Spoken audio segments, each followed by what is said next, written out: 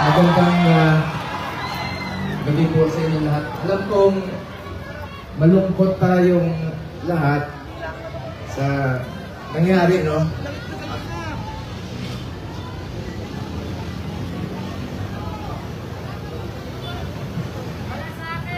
Alam nyo, kwento ko lang po sa inyo ang huling balita ko kay Tatay Digong. Matagal kaming magkasama. Alam nyo, higit pa sa tatay ang turing ko sa kanya. 1998, una po akong nanimbihan sa kanya. Hanggang 2022, kahit senador na po ako, sinasamahan ko siya hanggang sa huling araw ng kanyang termino. Sumama po ako hanggang makauwi siya sa bahay niya noong June 30 of 2022. Alam ko yung hirap na niya. Halos hindi na nga makasuot ng medyas. Sinong magme-medyas sa kanya doon? Kaya nga, nagmurid talaga kami.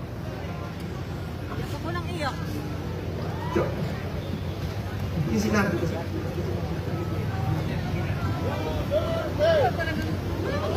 Alam nyo, nakausap ko kaninang madaling araw si Atty. Mijaldea pagkatapos ng hearing nila at saka si Ma'am Hanilet. Kaya siya ganon siya magsalita. Dalawang dahilan, maring nag-a-adjust sa oras, at ang pinakamasakit sa lahat, yung sinabi sa akin ni Atty. Mijaldea na hindi binibigay sa kanya yung gamot niya.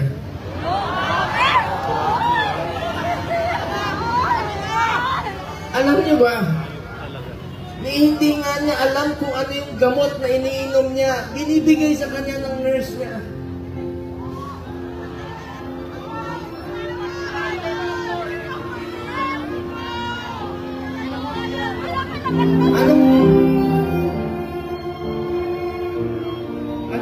Anong gusto nilang gawin kay Tatay Digong? Kung kaya nilang ipadala si Tatay Digong doon, gawan nyo ng paraan paano siya ibalik dito.